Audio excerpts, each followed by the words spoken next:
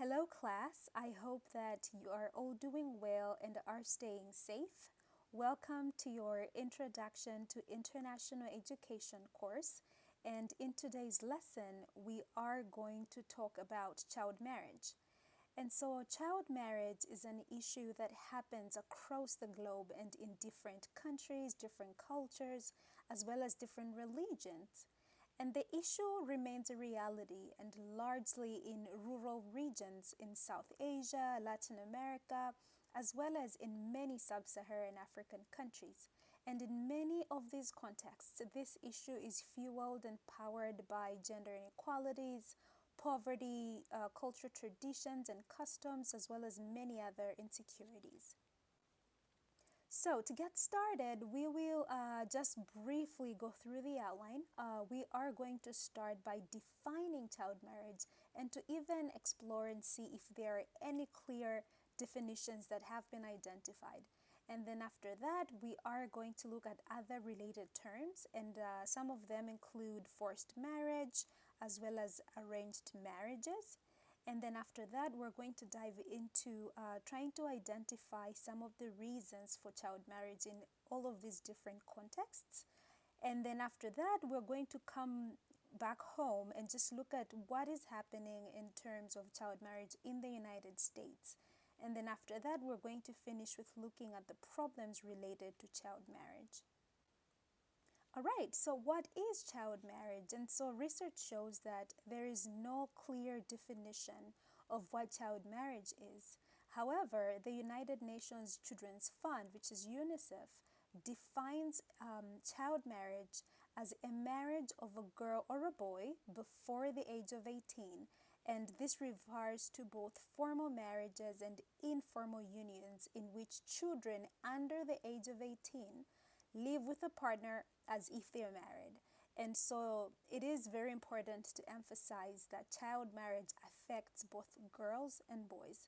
And so in a study that was done in 2008 by Alemu, they used different terms to describe child marriage, adolescent marriage, and early marriage. And as you can see on your screen, child marriage was unions under the age of 10, and then adolescent marriage under the age of 15, and early marriage under the age of 18.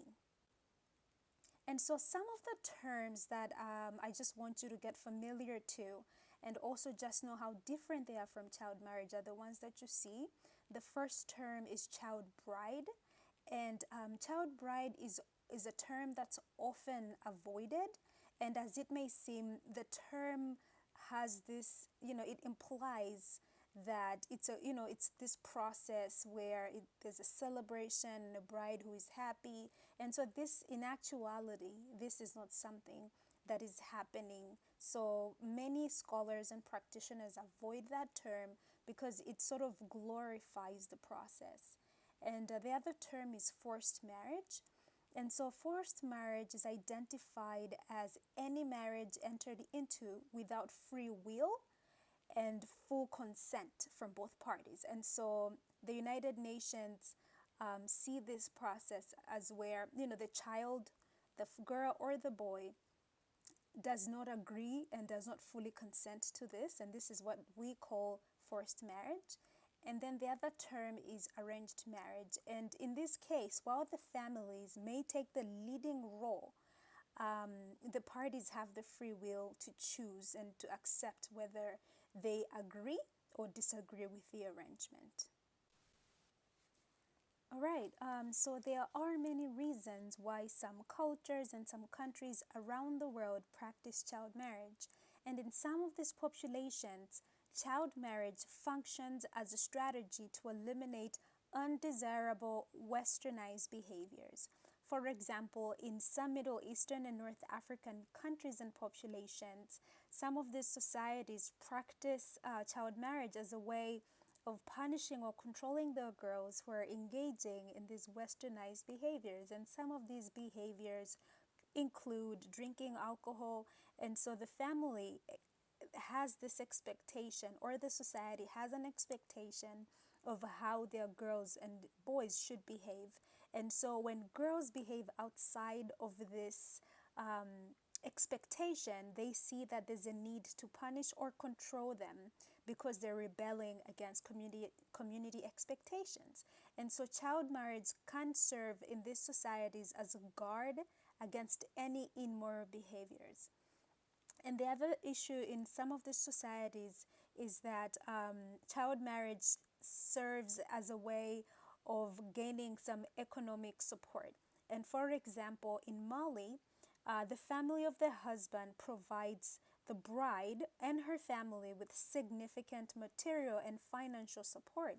And so, for some families, when they're having challenges or difficulties, they can't send their girls away and hoping and expecting that through marriage they would be able to get some financial return in this process. And then in Bjorn Notviet's 2016 research in the DRC, um, they discovered that for some of these families, they were believing that when they have one less person to feed in the family, and that would mean that giving away the daughter to another family for marriage, then it would help reduce the financial burden.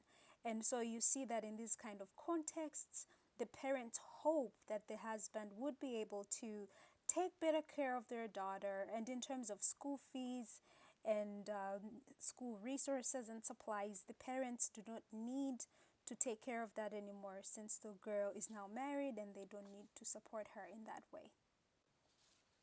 And then now let's come back to the United States. And before we move forward, I just want to emphasize that there is always the danger of exoticizing and othering certain practices and think that they only happen in other poor parts of the world.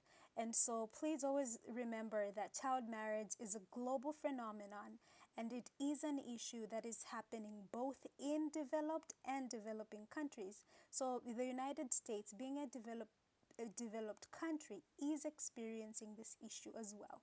And so there was a documentary that was published in 2017 by the BBC World News, and this documentary revealed that there were more than 200,000 minors who were married off between 2000 and 2015 in the United States. And as of January 2019, 48 out of the 50 states in the US have exceptions in their laws which allow children to marry under certain circumstances. And so, for example, with parental consent, a child under the age of 18, as young as 12, can be married off. And even with judicial consent as well as pregnancy, some of the states will allow the girls to get married. And then also, some of the states do not have a minimum age for children to marry. And so this creates the loophole for child marriages. And even in the state of Massachusetts, the absence of a minimum marriage age creates that leeway for young children to be married off. And now when we come back to the global stage, we see that this is a big issue that's happening in many parts around the world, in many countries. And presently, across the world, at least 12 million girls marry under the age of 18 every single year. And the rates are really high in South Asia because 45%, according to research, of all women aged between 20 and 24 have reported being married before the age of 18. And for those who were married under the age of 18, the research shows that 17% were.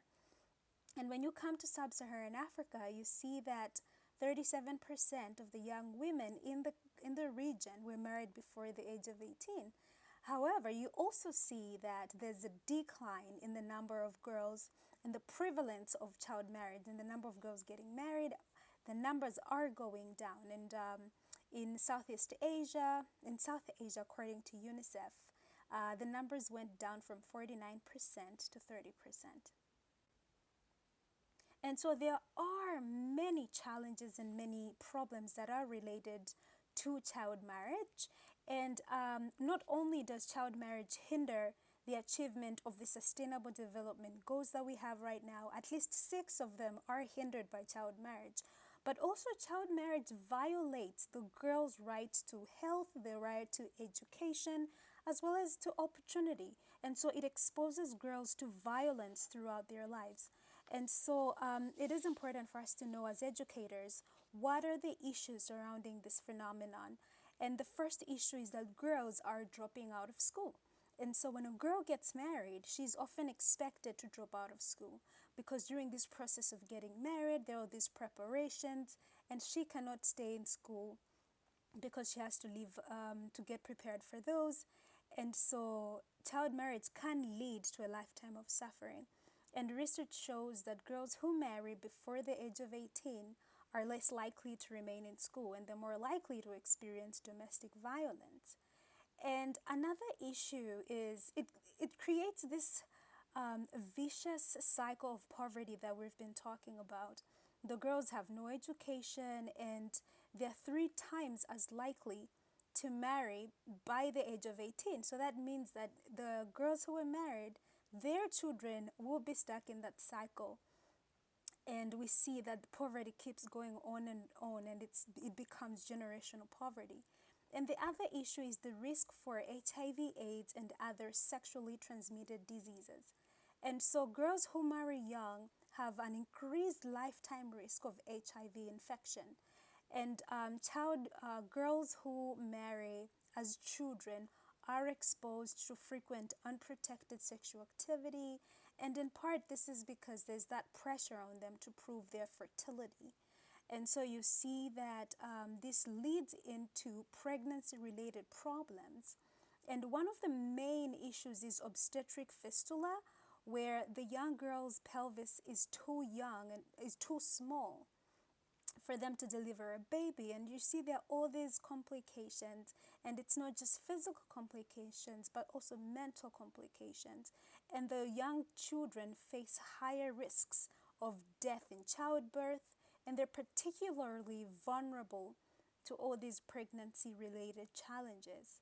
And so it's very important that as educators we understand the power dynamics and all these issues surrounding education and girls and poverty as well, so that we can be able to identify better strategies in supporting them.